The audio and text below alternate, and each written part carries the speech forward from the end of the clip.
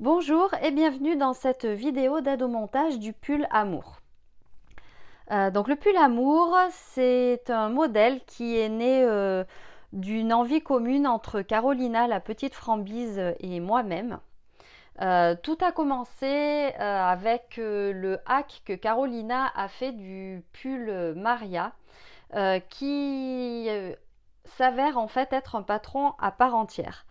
Et on a décidé de le patronner pour pouvoir vous le proposer. C'est un modèle qu'on a voulu très féminin, avec une encolure bateau, des manches bouffantes au poignet, et il a été conçu avec un joli volant froncé en pointe sur le devant et des petits volants aux épaules pour lui donner un air très romantique. Mais comme la plupart de nos patrons, on a voulu vous proposer plusieurs variantes avec toutes ces options. Donc vous allez pouvoir laisser libre cours à votre imagination et vous faire plaisir et créer le modèle dont vous avez envie et qui vous ressemble.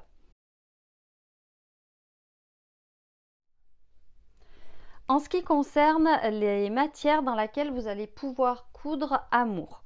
Donc déjà, c'est un modèle qui a été conçu pour être cousu dans un tissu extensible, les tissus tricotés qu'on appelle aussi maille ou jersey de manière assez commune. Nous, on vous conseille d'en choisir un qui ne soit pas trop épais pour ne pas créer trop d'épaisseur, vous voyez, au niveau des pièces froncées. Donc on vous conseille de partir sur du French Terry, de l'interlock, de choisir des sweats un peu fins. Le velours maille peut fonctionner aussi, et les mailles tricot telles que les mailles rep ou les mailles gaufrées. Donc là vous voyez, pour ce modèle là, c'est une maille rep. Alors autre chose, tant qu'on en est à parler de matière, on va avoir besoin de droit fil thermocollant, et selon les tissus, notamment pour les tissus très souples, donc là c'était le cas par exemple pour la version rose, vous voyez, c'est une maille très souple, très agréable à porter, mais pas facile à travailler, qui se déforme beaucoup. Donc pour ça, on peut avoir aussi besoin d'entoilage. Donc je vous expliquerai un peu plus tard les pièces pour qui c'est destiné. Mais sachez qu'il existe un entoilage plus particulièrement adapté au tissu extensible. Donc chez Viseline, c'est un entoilage tissé fin, c'est le G785 qui est utilisé au départ pour les tissus légers, fluides, délicats comme la viscose par exemple, mais il est tout à fait adapté aussi au tissu extensible. Alors maintenant que les présentations sont faites, on passe aux choses sérieuses. C'est parti pour les explications.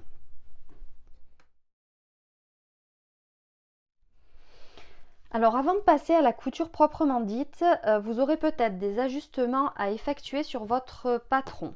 Donc les explications, vous les retrouvez dans le paragraphe ajustement du patron du livret de montage. On vous explique comment calculer la longueur des pièces, col et bande de taille en fonction du taux d'élasticité du tissu. Donc là, on va y revenir dessus. Comment allonger ou raccourcir le buste du pull ou les manches en fonction de votre stature ou en fonction de vos goûts. Donc ça, on n'y revient pas dessus, c'est quelque chose d'assez simple. Et enfin, comment allonger le buste pour en faire une robe. Parce qu'on a fait le choix de ne mettre sur le patron que le buste du pull et pas la robe, parce que vous allez voir que c'est une manipulation qui est très facile à faire, et ça permettait de faire des économies de papier. Donc on va commencer par des explications sur le taux d'élasticité et sur le calcul des longueurs de pièces colle et bande de taille, et ensuite je vous expliquerai comment allonger le buste pour la version robe.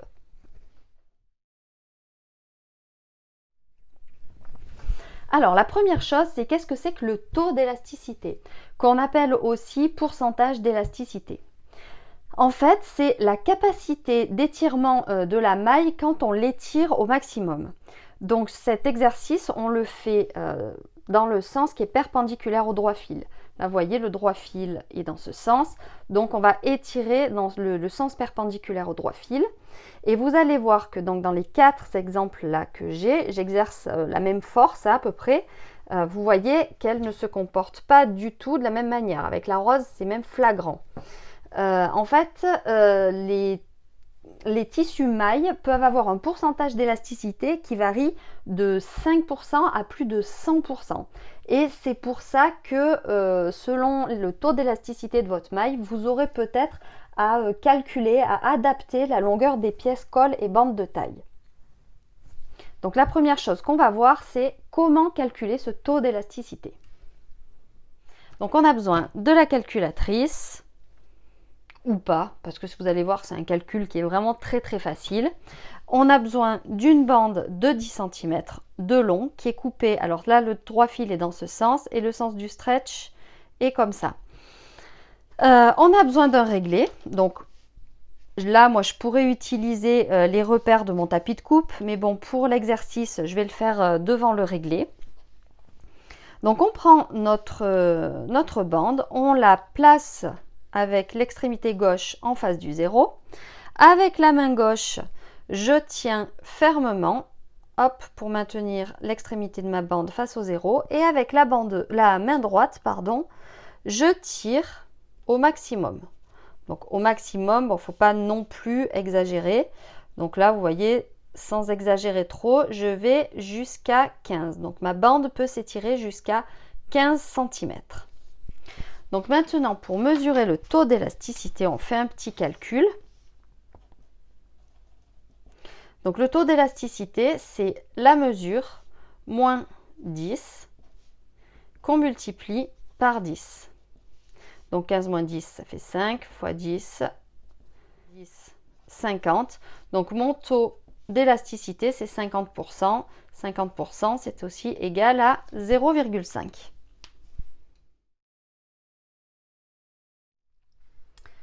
Alors une fois que vous avez calculé votre taux d'élasticité, vous allez pouvoir déterminer la longueur de vos cols et de votre bande de taille.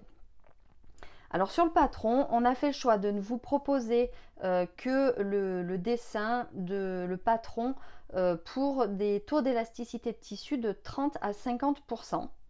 Donc voilà, c'est un choix qu'on a fait. Si votre tissu a un taux d'élasticité différent, il y a juste un petit calcul à faire. Vous allez voir, c'est pas compliqué, vous allez vite comprendre. Donc on va faire avec mon exemple. Moi j'ai un taux d'élasticité de 50%, je suis dans la fourchette haute là du 30 à 50%, donc je vais calculer comme s'il avait, mettons, 55%. Voilà. Donc pour le col, vous avez besoin de quoi? On a besoin de connaître la longueur de l'encolure. Donc tout ça, vous voyez, c'est donné dans ce petit tableau là qui est dans le livret de montage. Donc pour le 36, la longueur de mon encolure, elle est de 65,1 cm. Donc là, on fait le col d'abord. Voilà. Pour le col, en fait, il y a plusieurs cas. Il va falloir appliquer à cette longueur d'encolure un coefficient qui est fonction du taux d'élasticité de votre tissu. Donc si votre taux d'élasticité est inférieur à 30%, le coefficient c'est 0,9. Si c'est entre 30 et 50%, votre coefficient c'est 0,85. Si le taux d'élasticité est compris entre 50 et 100%, le coefficient c'est 0,8. Et si votre tissu a un taux d'élasticité supérieur à 100%, votre coefficient c'est 0,75. Donc moi je dis que c'est 55%, donc mon coefficient c'est 0,8. Voilà.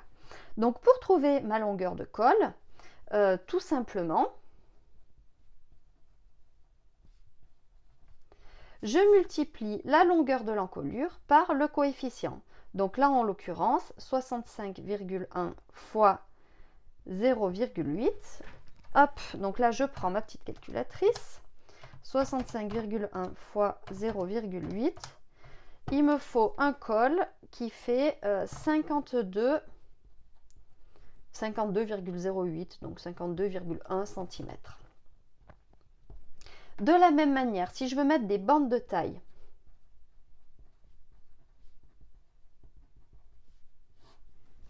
il me faut la longueur de mon buste. Donc pour le 36, c'est 47 cm. Il me faut aussi un coefficient. Alors vous allez voir, les coefficients ne sont pas les mêmes que pour le col. Pour la bande de taille, si votre taux d'élasticité de tissu est inférieur à 30%, vous prenez un coefficient de 0,95. Si le taux d'élasticité est de 30 à 50%, le coefficient est de 0,9. Et si le taux d'élasticité est supérieur à 50%, votre coefficient c'est 0,85. Donc là, moi en l'occurrence, mon coefficient c'est 0,85. Et de la même manière qu'on a calculé la longueur de col, la longueur de bande de taille, c'est tout simplement la longueur du buste fois le coefficient. Donc la longueur du buste, c'est 47 fois 0,85. Donc pareil, je fais 47 fois 0,85 et je trouve 39,95. Donc j'arrondis à 40 cm. Donc là, c'est la longueur d'une bande de taille. Il faut faire deux bandes de taille de longueur 40 cm. Donc si votre tissu a un taux d'élasticité compris entre 30 et 50%, ben, vous n'avez aucun calcul à faire. Si ce n'est pas le cas, vous avez simplement ça à faire. Une fois qu'on a fait ça, donc les calculs sont faits sur les valeurs sans les marges de couture. Donc une fois que vous avez fait ça, il faut rajouter les marges de couture. Donc votre col par exemple, si je le schématise, hop, là moi mon col il doit faire 52 cm de long. La largeur du col c'est 4 cm et je rajoute à chaque fois 1 cm de marge de couture de chaque côté, donc 2 cm et là aussi plus 2.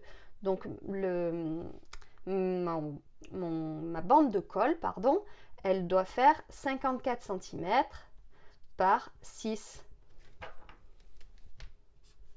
Voilà.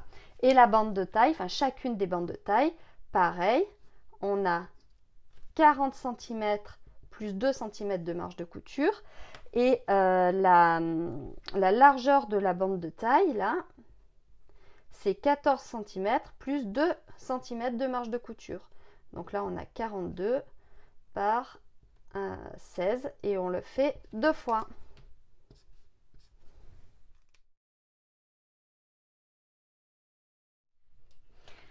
Si vous voulez faire une version robe de Amour, il faut partir de la version du buste, couper ici si buste droit, c'est la version ourlée.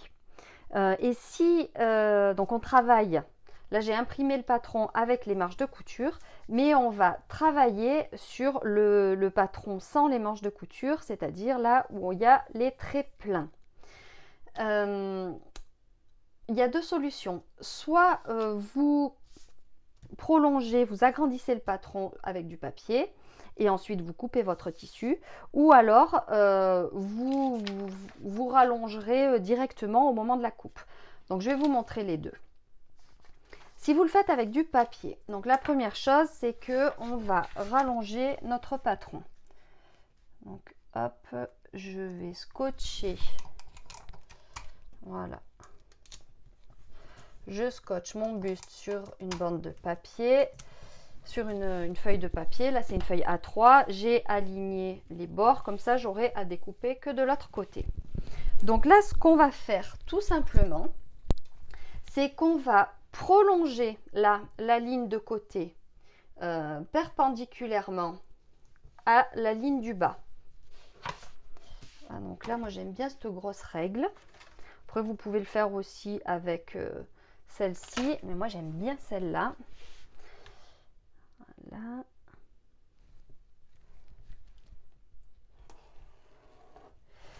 Donc voilà, on prolonge, on est perpendiculaire.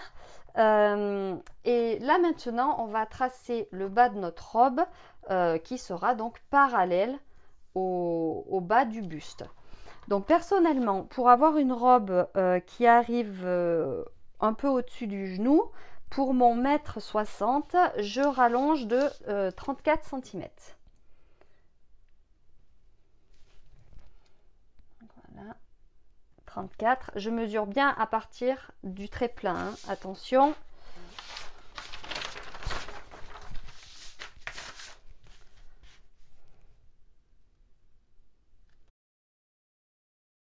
je trace le bas de ma robe. Et à ça, je rajoute les marges de couture. Donc, je rajoute 1 cm sur le côté.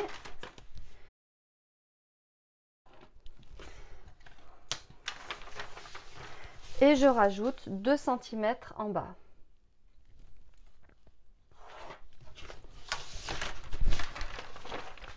Voilà, donc au final, là, j'ai rallongé mon buste de 34 plus 2 cm de marge de couture. Donc, j'ai plus qu'à découper et à faire la même manip sur le buste devant.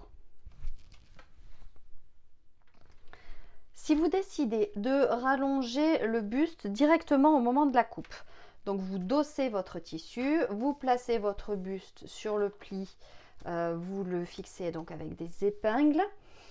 Donc là c'est pareil, on travaille de la même manière sur le devant et sur le dos. Donc là pour l'exemple c'est le devant. Et je travaille sur les lignes de couture, pas sur les traits de marge de couture. Donc je rallonge mon buste donc, de la même longueur que ce que j'ai calculé précédemment. Donc j'avais calculé que c'était 34 cm plus 2 cm de marge de couture. Donc là ce que je vais faire, c'est donc je prends ma règle. J'aime bien cette règle là parce qu'elle est grosse et pleine de repères. Donc là ça me fait 36 cm. Donc je me mets perpendiculaire au bas. Voilà, je trace le bas. Voilà. Je le prolonge. Youp. Donc j'utilise ma craie de tailleur. J'essaie de le faire sans me mettre devant la caméra, c'est pas évident. Voilà. Là, j'ai sans les marges de couture et je rajoute 1 cm de marge de couture. C'est pareil, j'essaye de ne pas me mettre devant la caméra. Donc, je ne sais pas si c'est très précis ce que je fais.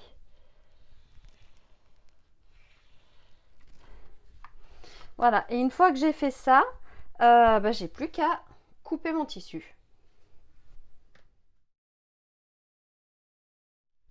Alors si votre maille est fine, souple, voire très extensible, on vous conseille de thermocoller certaines pièces pour leur donner de la tenue et éviter qu'elles ne se déforment, notamment au moment de la couture. Donc c'est le cas de la découpe en V au niveau des bustes devant. Donc on thermocolle sur l'envers. Là j'utilise donc la bande de thermocollant. On la place autour du V. Là, pour le cas de cette maille rep qui a quand même de la tenue, je n'ai pas entoilé complètement la pièce devant haut. Par contre, si vous sentez, donc c'était le cas pour cette maille rose, là très souple, pour éviter que la pièce dans son intégralité se déforme, j'ai entoilé complètement la pièce à l'aide de l'entoilage fin dont je vous parlais au début de la vidéo. Donc on entoile aussi, on met une bande de droit fil thermocollant au niveau des épaules, des pièces devant et dos. Donc quel est l'intérêt de mettre cette bande de droit fil? C'est, vous voyez, donc pour la démonstration, là j'ai une bande, une chute de tissu donc qui a été découpée là dans le biais. Si je tire, vous voyez, ça se déforme complètement et on modifie la longueur. Par contre, là, pour la pièce devant haut, quand je tire, vous voyez, on modifie plus la longueur. Donc, pour le montage, ça sera beaucoup plus facile. Alors, ce sont des pièces pour lesquelles, là, devant, on n'a pas besoin forcément de garder trop d'élasticité. C'est pour ça qu'on se permet de rigidifier, entre guillemets, parce que le terme est un peu fort, on se permet de rigidifier, là, au niveau de la découpe. En ce qui concerne la couture d'épaule, là je vous propose de stabiliser la couture en posant un morceau de thermocollant, mais vous pouvez également stabiliser cette couture d'épaule au moment de l'assemblage devant-dos en posant un morceau de lastin ou de laminette dans la couture. Une autre pièce que vous pouvez thermocoller dans son intégralité selon la tenue de votre tissu, c'est l'épaulette. L'épaulette, c'est une pièce structurante sur le pull. Si votre tissu est trop souple, elle aura tendance à s'affaisser et le rendu ne sera pas terrible, donc c'est dommage. Donc on vous conseille de thermocoller l'épaulette si votre tissu est trop souple. Par contre, on ne thermocolle que si on prévoit de doubler l'épaulette. Parce que vous voyez, le rendu du thermocollant n'est pas terrible, c'est pas joli. Et vu qu'on voit l'envers de l'épaulette quand vous allez porter le pull, c'est mieux de ne pas voir le thermocollant. Donc, on prévoit de thermocoller les épaulettes si elles sont doublées. Et on ne thermocolle qu'une des deux pièces. Et c'est le tissu principal qu'on thermocolle. Alors, petite mise en garde au moment de la pose du thermocollant, que ce soit pour la bande de droit fil ou si vous entoilez complètement la pièce devant haut.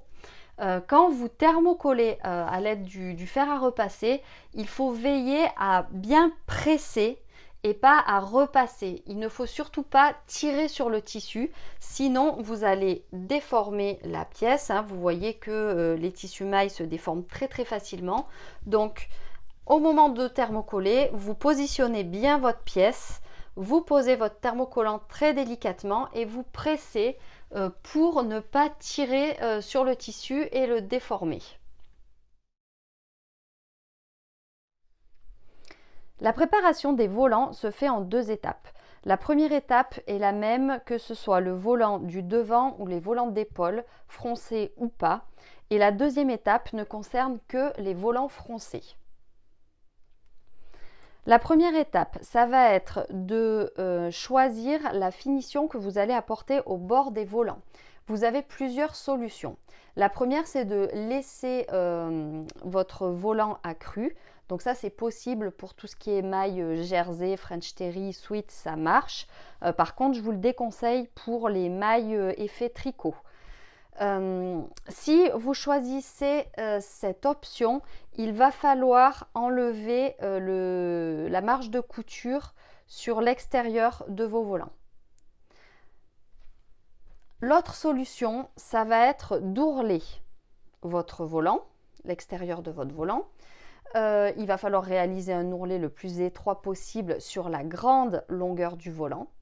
Et enfin, la dernière solution qui s'offre à vous, ça va être de doubler votre volant. Donc moi là, c'est la solution que j'ai choisie. À noter que votre volant aura plus de tenue s'il est doublé. Donc ça, c'est à choisir en fonction du type de tissu que vous avez choisi. Et il faut aussi noter que si vous partez sur un sweat un peu épais, sur un tissu un peu épais, plus si vous doublez, vous allez augmenter les épaisseurs au niveau au moment du montage du volant. Donc choisissez vraiment la finition en fonction du type de tissu que vous avez choisi.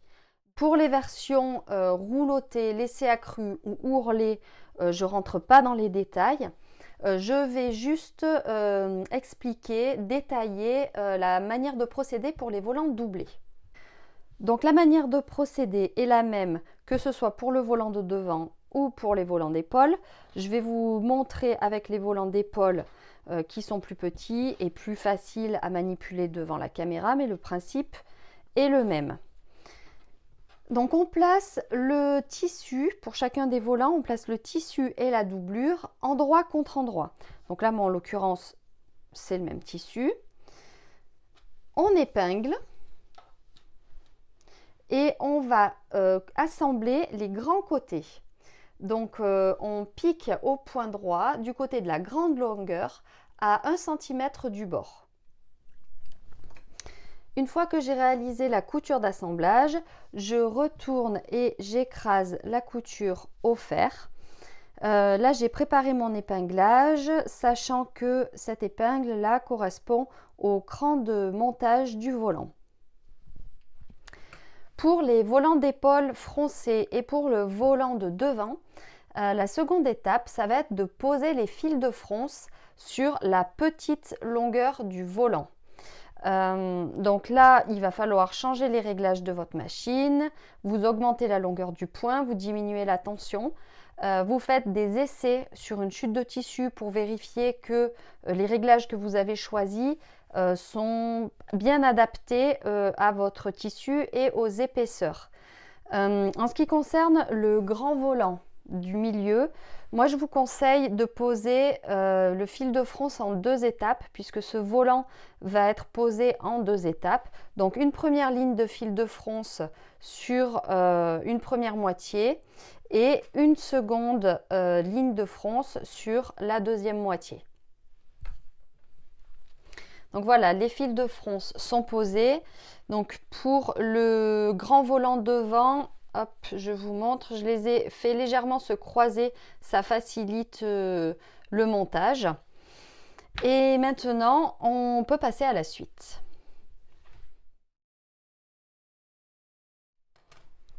À ce stade-là, on va préparer l'assemblage du devant-bas avec le devant-haut.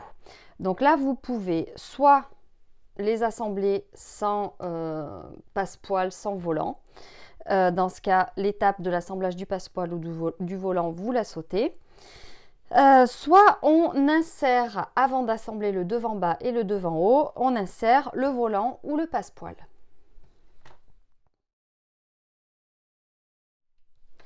Le principe de l'assemblage du volant ou du passepoil est le même. Il est un peu plus compliqué pour le volant, donc je vais vous expliquer l'assemblage du volant. Le positionnement du volant sur le devant se fait en 2 fois. On fait un côté après l'autre. Donc on a un cran pour le milieu du volant qui correspond au milieu du devant, à la pointe. Donc là, on peut faire correspondre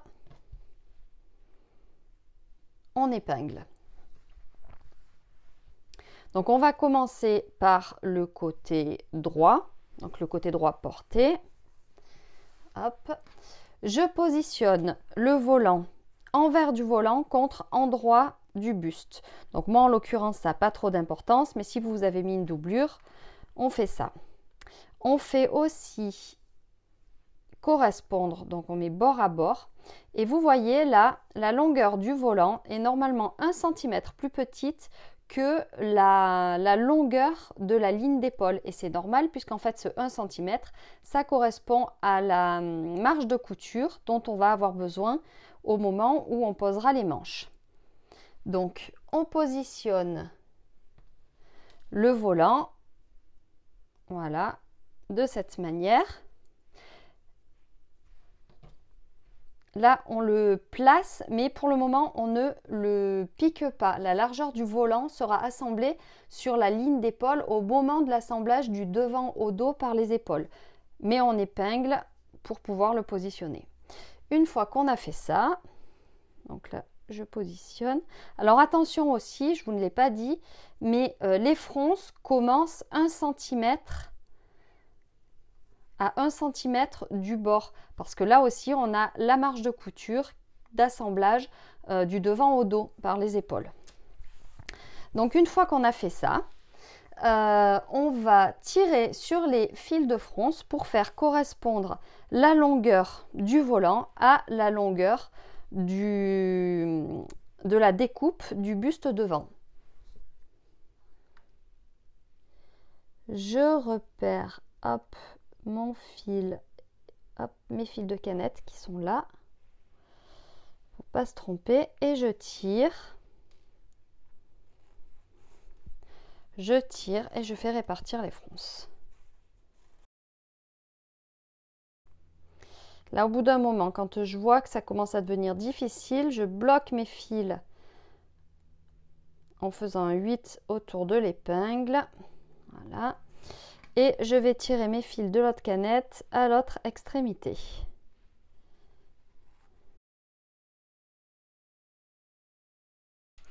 Une fois que j'ai fait correspondre les 2 longueurs, je répartis uniformément mes fronces et je positionne mon volant pardon, avec des épingles le long de la découpe devant.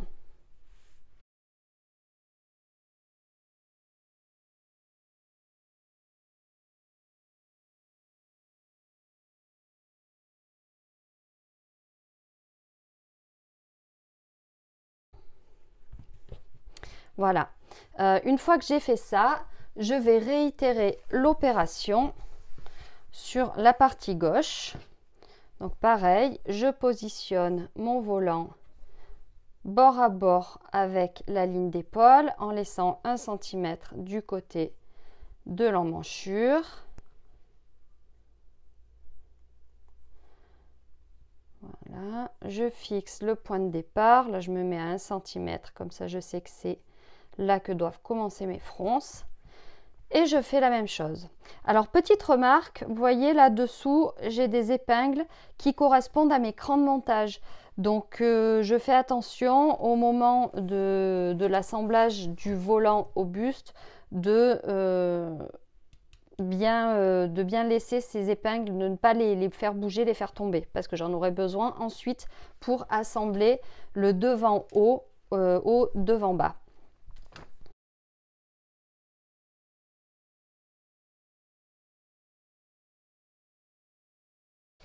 Maintenant que les volants sont épinglés au buste et que les fronces sont joliment réparties, on va réaliser une piqûre de maintien à 7 mm du bord au point droit à la machine à coudre pour les fixer.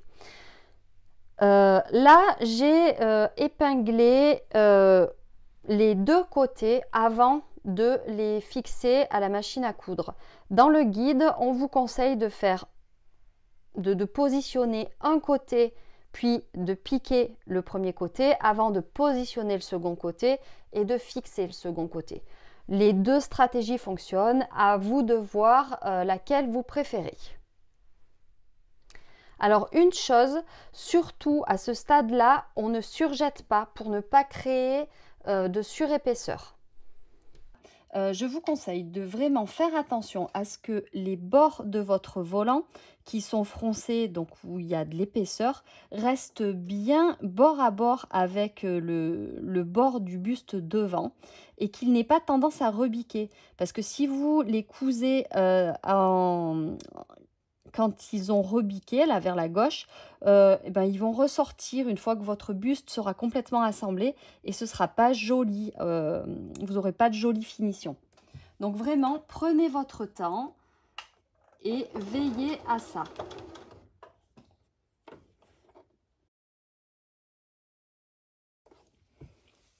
Quand vous arrivez à la pointe, donc là, que je repère grâce à mon aiguille,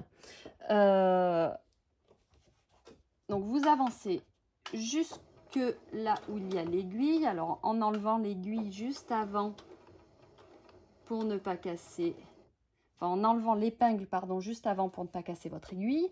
Quand vous êtes dans l'axe de la pointe, on soulève le pied presseur et voilà, on pivote l'ouvrage, on redescend le pied et on repart toujours tranquillement en veillant à ce que les bords du volant passent bien dans la couture et qu'ils ne rebiquent pas.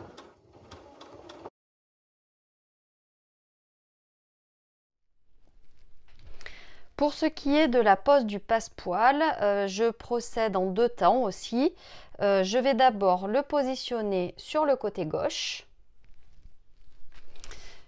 Une fois que j'ai fixé le premier côté, donc sur l'endroit, je vais retourner et je vais cranter le passepoil au même endroit que le cran du devant. On fait attention à ne pas aller trop loin.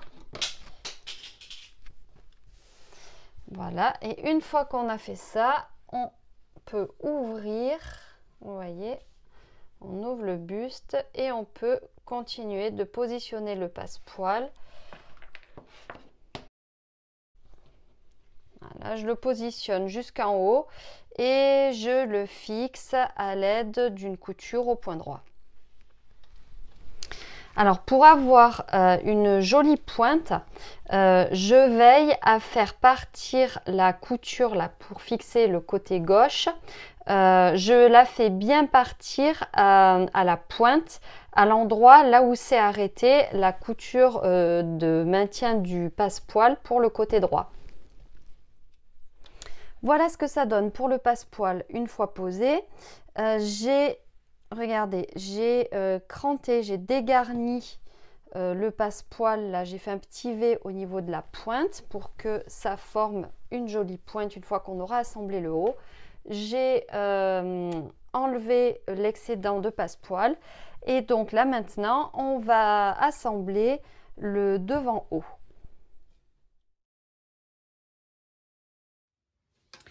L'assemblage du devant haut au devant bas, c'est la partie la plus délicate pour obtenir une jolie pointe. Donc du coup, on va la coudre en 2 fois, un côté après l'autre, et à chaque fois, on va partir du milieu. Mais avant, il y a quelques étapes à réaliser pour que ce soit réussi. La première chose à faire, c'est que sur la pièce devant haut, on va repérer par un cran la pointe de la ligne de couture au niveau du col. Donc concrètement, vous voyez là on a le patron, la ligne de couture qui est en trait-plein et on va repérer l'endroit où arrive la pointe de cette ligne de couture. Donc ici. Donc vous placez voilà votre patron. Moi je l'ai déjà mis une épingle pour repérer, j'ai décidé de ne pas cranter. Après, ce que vous pouvez aussi faire, c'est utiliser une craie de tailleur. Après, moi, j'ai toujours peur que ça s'efface. Voilà. Donc, on repère la pointe de la ligne de couture au niveau du col. Donc, sur la pièce devant haut, on veille aussi à ce que les crans de montage qui sont présents sur le patron soient bien présents là. Et on va repérer la ligne de couture au niveau du V là à 1 cm du bord. Alors avec un stylo friction, à la craie, comme vous voulez. Donc là on utilise le réglé. Voilà, moi je le fais au stylo friction, c'est ce qui fonctionne le mieux sur ce que j'ai fait. Voilà, on place bien. Donc là, vous voyez, j'ai bien la pointe de ma ligne de couture. De la même manière, on va représenter cette ligne de couture au niveau du V sur le devant bas.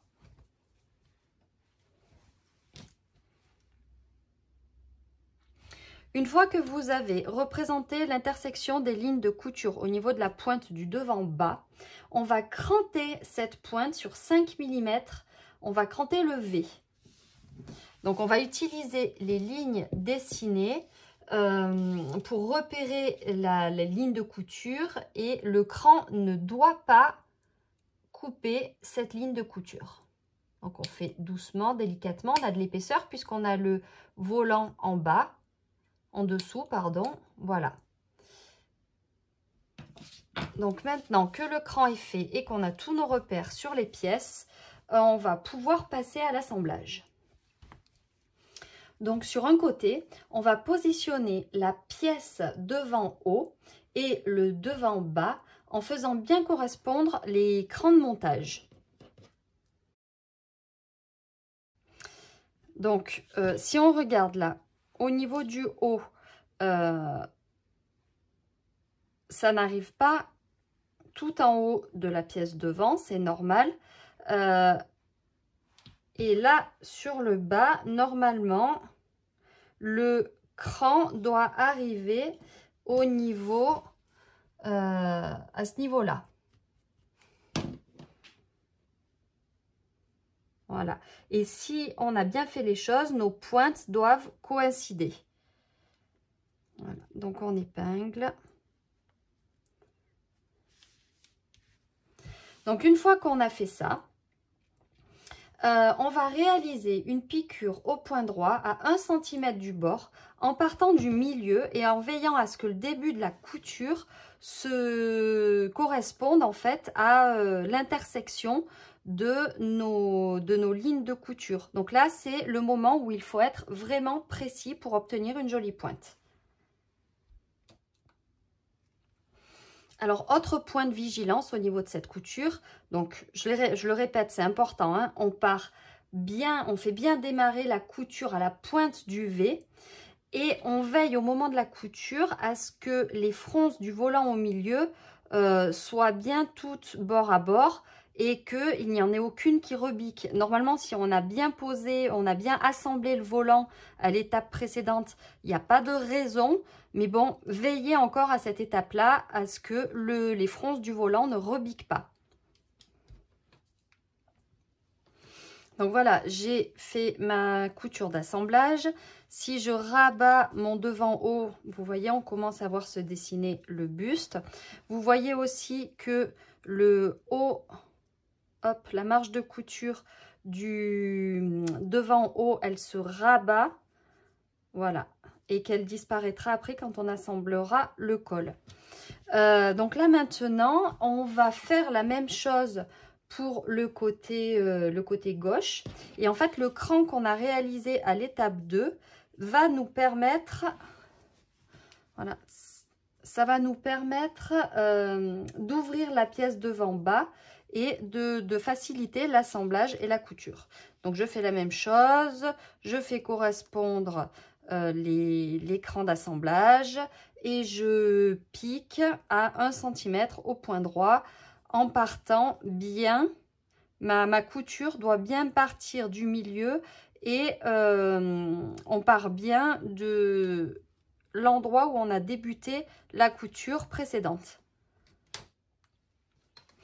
Donc voilà, mon buste haut et mon buste bas sont assemblés. Donc ce qu'on va faire maintenant, c'est qu'on va surjeter chacun des côtés à 7 mm ou surfiler si vous n'avez pas de surjeteuse. On part du milieu devant et là on ouvre bien la couture, on arrête le surjet quand on arrive au bout de la pièce devant haut. On ne va pas plus loin parce que sinon après ça va nous créer des surépaisseurs quand on va vouloir poser le col. Donc voilà, les surjets sont réalisés. J'ai laissé courir la chaînette que je vais ensuite rentrer à l'aide d'une grosse aiguille dans la couture. Surtout, on ne la coupe pas pour pas qu'elle se défasse. Et là, j'ai rabattu le volant vers le bas et écrasé la couture au fer. Donc là, il reste les fils de fronce à enlever, mais ça, je le fais généralement au dernier moment. On va maintenant assembler le dos et le devant par les épaules. Donc je les positionne endroit contre endroit et je vais les épingler, donc au niveau des épaules. La largeur du volant est prise en sandwich entre le dos et le devant. Et quand j'assemble, voilà, je veille à ce qu'il y ait toujours, vous voyez, le centimètre là où le volant n'est pas présent. Ça correspond à la marge de couture. De la manche, de l'emmanchure. Donc je positionne des deux côtés, j'épingle et je fais pareil sur l'autre épaule. Donc voilà, une fois que j'ai fait ça, je réalise une couture à 1 cm du bord au point stretch de chaque côté et je surjette à 7 mm ou je surfile. Voilà, la couture d'épaule est assemblée. Donc maintenant, j'écrase la couture au fer en rabattant la marge de couture vers le dos.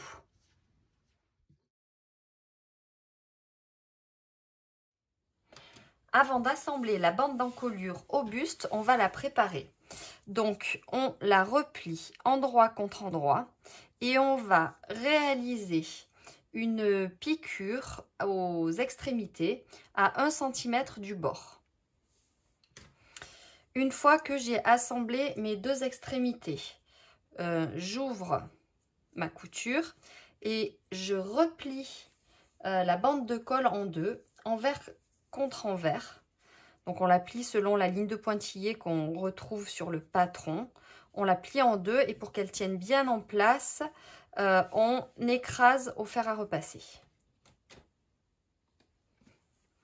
Donc voilà mon col repassé avec les repères. Donc le milieu dos, là où se trouve la couture d'assemblage. J'ai des épingles pour l'écran d'épaule et une épingle pour le milieu devant. Ces repères, on les retrouve sur le buste, donc milieu devant, milieu dos et cran d'épaule. Alors attention à ce moment-là, la ligne d'épaule du vêtement ne se trouve pas au niveau de la ligne de couture. En fait, on a déporté la ligne de couture dans le dos. Et la ligne d'épaule, la partie du vêtement qui doit se retrouver sur votre épaule, elle est à ce niveau-là, là où sur le patron, vous retrouvez le cran d'épaule. Vous voyez, là on a la ligne de couture et là le cran d'épaule. Donc on va assembler le col au buste en faisant coïncider ces repères, donc soit avec des épingles, soit avec des pinces. Ça c'est à vous de voir. Là, cette épingle là, elle est présente pour être sûr que la marge de couture de la pièce devant haut soit bien rabattue, qu'elle soit bien positionnée au moment où on va coudre le col. Donc on positionne le col. Alors la bande d'encolure est un peu plus courte que le col, c'est normal puisque c'est une pièce qui est faite pour resserrer le vêtement.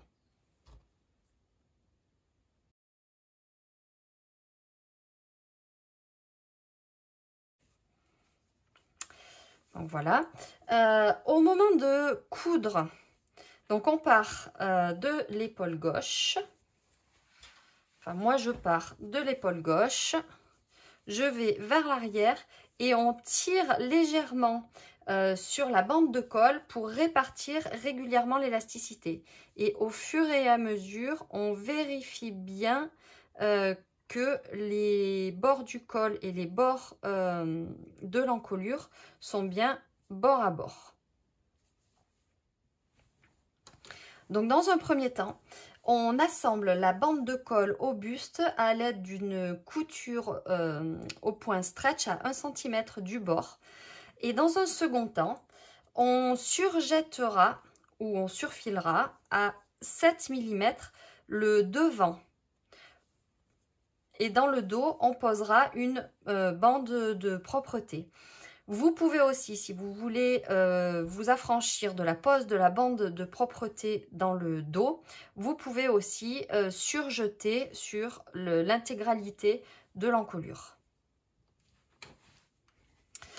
Alors voilà, j'ai assemblé mon col avec la piqûre au point stretch à 1 cm. J'ai surjeté l'encolure uniquement le devant d'une couture d'assemblage dos devant à l'autre. Et je vais poser une bande de propreté sur la partie dos du col. Alors évidemment, si vous ne souhaitez pas poser de bande de propreté, vous pouvez simplement surjeter l'ensemble de votre encolure en partant d'une couture d'assemblage dos devant. Vous faites tout le tour, vous vous arrêtez à la même couture. Et votre fil de chaînette, je vous conseille de ne pas le couper, mais d'utiliser une grosse aiguille pour le faire rentrer dans le surjet. Et comme ça évitera que votre surjet ne se défasse.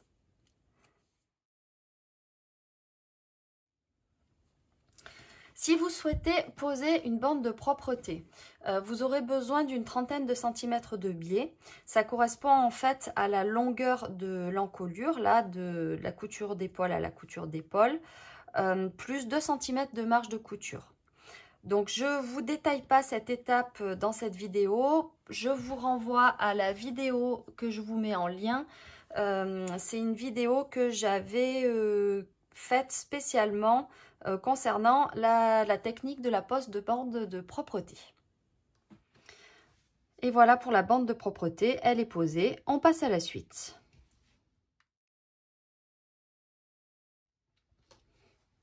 Donc on en arrive maintenant à l'assemblage des volants d'épaule ou de l'épaulette. Que ce soit le volant d'épaule ou l'épaulette, le principe est le même. Là, je vais vous faire la démonstration avec les volants d'épaule. Sachez que la pose de l'épaulette est exactement la même, sauf que vous n'aurez pas à froncer le volant. Alors, le volant est positionné sur la manche et pas sur le buste pour pouvoir conserver l'élasticité là au niveau de l'entournure qui sera nécessaire au moment de l'assemblage des manches au buste. Donc, on va réaliser la même opération pour chacune des manches. Donc, je prends mon volant ou mon épaulette. Je vous rappelle que là, vous avez le cran d'épaule qui est plus près du devant que du dos. On fait coïncider, donc on les positionne envers du volant contre endroit de la manche. On fait coïncider l'écran, donc là c'est le cran d'épaule. On fait coïncider les extrémités, l'extrémité du volant avec l'écran de montage. Donc pour le devant, on fait pareil pour le dos. Donc là, c'est le volant d'épaule froncé. Donc, forcément, il est plus long que l'entournure. Si vous avez choisi l'épaulette, normalement, les longueurs doivent coïncider. Donc là, maintenant, pour faire coïncider la longueur du volant à celle de la manche, je tire sur les fils de fronce. Alors, on tire sur les fils de canette, c'est toujours plus simple. Voilà. Et une fois que les longueurs correspondent, je répartis uniformément les fronces et j'épingle.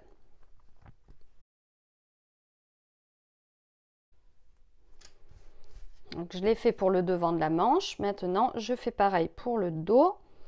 Je récupère mes fils de canette.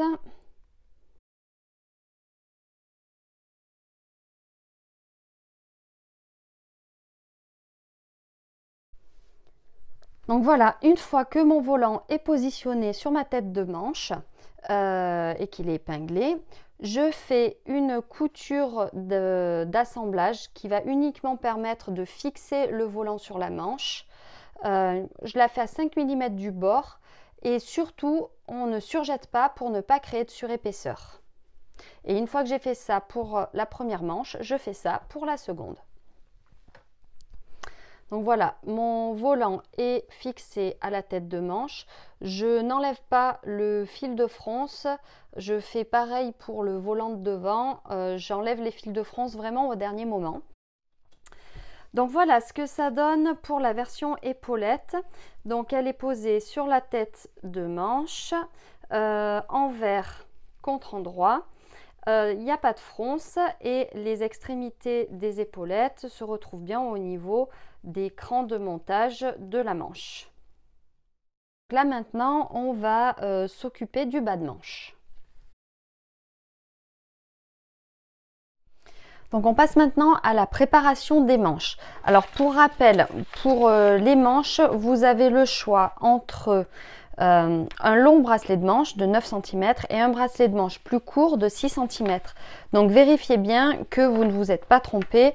Vous coupez la manche plus courte si vous choisissez le long bracelet de manche et vous coupez la manche plus longue si vous choisissez le bracelet de manche 6 cm qui est plus court. Les manches de Amour sont des manches qui sont froncées au niveau du poignet. Donc il va falloir poser un fil de fronce sur le bas de manche. Donc là il y a deux solutions, soit vous pouvez poser un fil de fronce classique comme on a posé sur les volants, L'autre solution, c'est comme on veut qu'au niveau du poignet de manche, on veut que le bas de manche reste élastique, que les fronces soient élastiques pour garder l'élasticité du tissu quand on passe la main. Donc on vous propose de réaliser ces fronces comme on réalise des smocks. Donc pour ça, vous allez utiliser une canette avec un fil élastique. Donc on fabrique la canette en enroulant le fil élastique, en le tirant un petit peu. On place la canette comme une canette normale et on règle la machine en allongeant le point, donc 4 mm minimum, et vous diminuez la tension du fil. Donc là, on vous conseille de faire des essais sur une chute de tissu au préalable pour vérifier que vos réglages sont bons. Et puis après, le secret, c'est uniquement de prendre votre temps pour réaliser ces coutures, pour éviter les nœuds avec le fil élastique. Alors, pour vous donner une idée sur ma machine, les réglages sont les suivants. J'ai longueur de point à 4, point droit classique. J'ai une tension à 3. J'ai la pression du pied qui est diminuée au maximum. Je fais toujours ça pour les tissus mailles pour éviter qu'ils ne s'étirent. Et donc là, j'ai commencé à coudre, à poser mon fil de smock. Je vais tout doucement. Donc là, c'est l'aiguille qui marque le milieu. Je la décale un petit peu.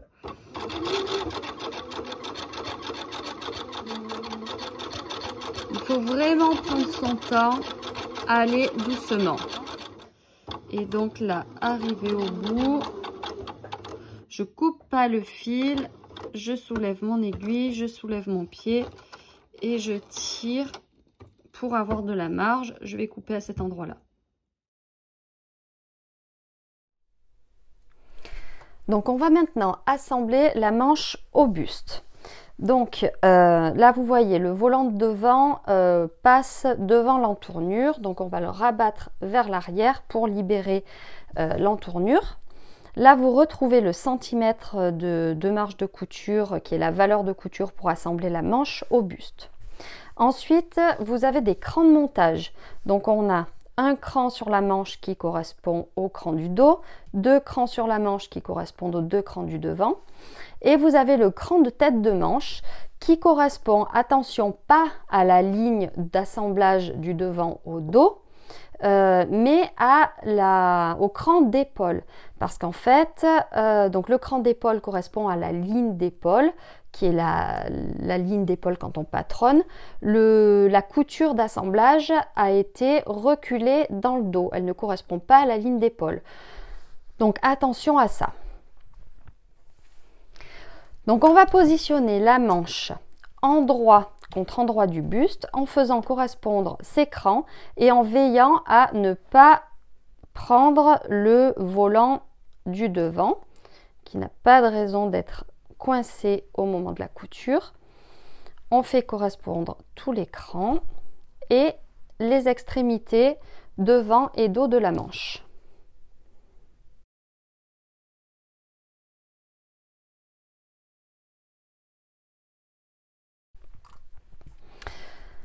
Donc voilà, j'ai épinglé au niveau des crans et on va maintenant réaliser une couture d'assemblage à 1 cm sur toute la longueur de l'emmanchure. On fait cette couture au point stretch. Une fois qu'on a fait cette couture au point stretch, on surjette à 7 mm ou on surfile si on n'a qu'une machine à coudre. Alors, petite remarque, la longueur de la tête de manche est légèrement plus longue que celle du buste. C'est ce qu'on appelle l'embut et c'est ce qui permet à la manche de prendre forme et d'être confortable. Donc, lorsque vous allez coudre, réaliser la couture à 1 cm, vous allez tirer légèrement et régulièrement sur le buste, donc sur l'entournure, pour que la longueur de l'entournure corresponde à celle de l'emmanchure.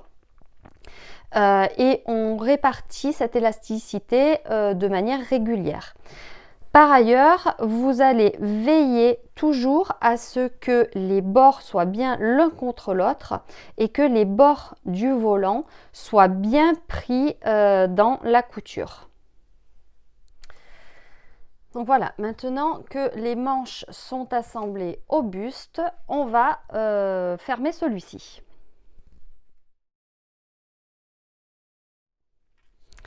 Donc pour fermer les côtés du buste, on retourne notre ouvrage et on le place endroit contre endroit. On va faire correspondre les coutures d'aisselle en épingle. On fait correspondre les extrémités des manches en épingle également. Et on fait correspondre le bas du buste. Et on va réaliser une couture à 1 cm du bord au point stretch du bas du buste jusqu'à l'extrémité de la manche. On fait ça de chaque côté. Une fois qu'on a réalisé la couture, on réalise un surjet à 7 mm du bord ou on surfile à 7 mm du bord. Alors maintenant que les côtés sont fermés, on va s'occuper des bracelets de manches.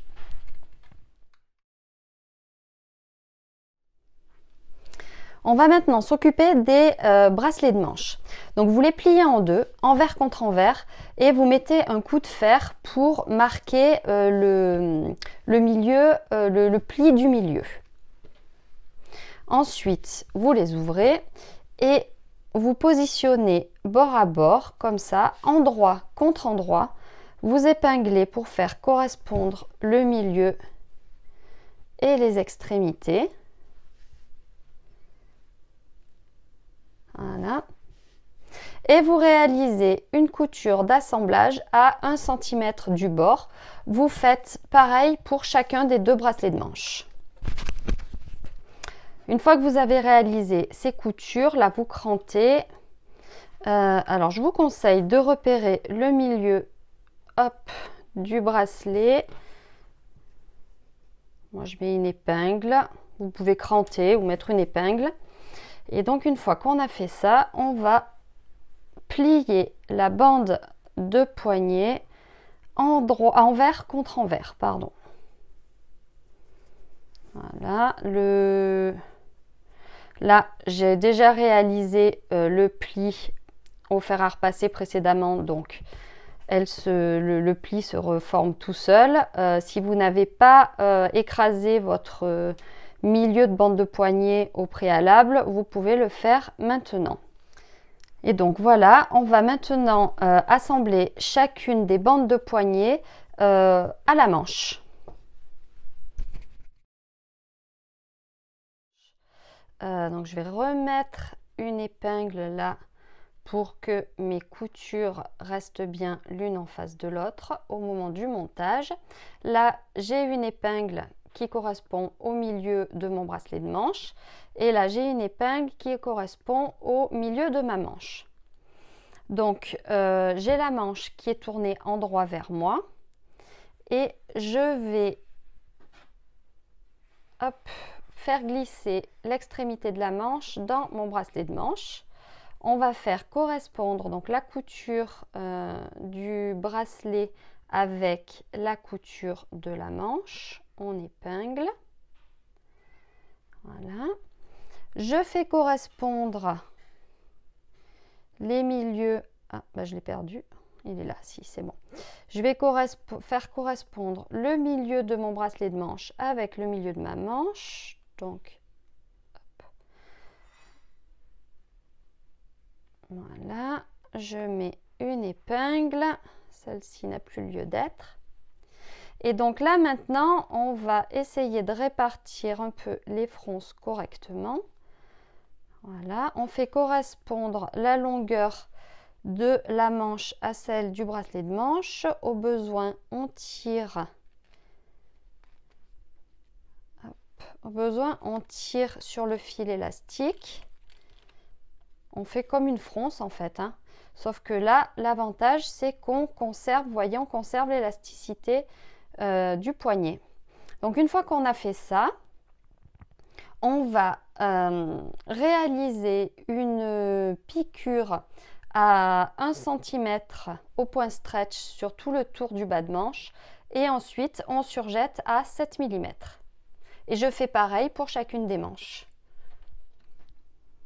Alors les bracelets de manche sont posés. Là on a le fil de chaînette du surjet que je vous conseille pas de couper pour éviter que le surjet se défasse. Vous vous servez d'une grosse aiguille pour le glisser dans la couture de surjet.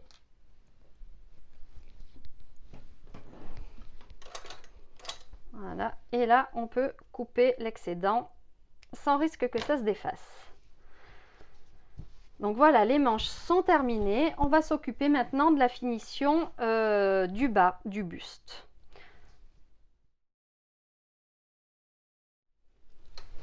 Alors pour la finition du buste, vous avez deux solutions. Soit vous posez une bande de taille, soit vous faites un ourlet.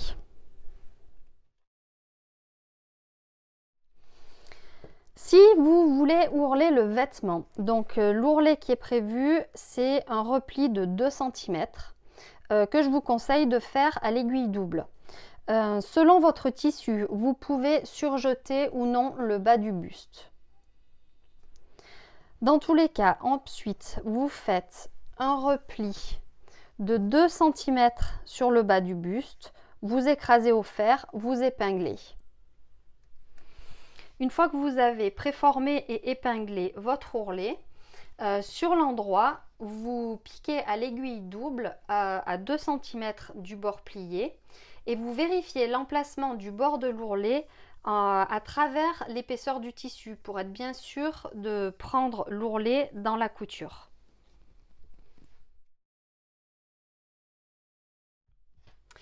Donc voilà, mon ourlet est terminé. Je vous montre ce que ça donne d'un peu plus près sur l'endroit et sur l'envers.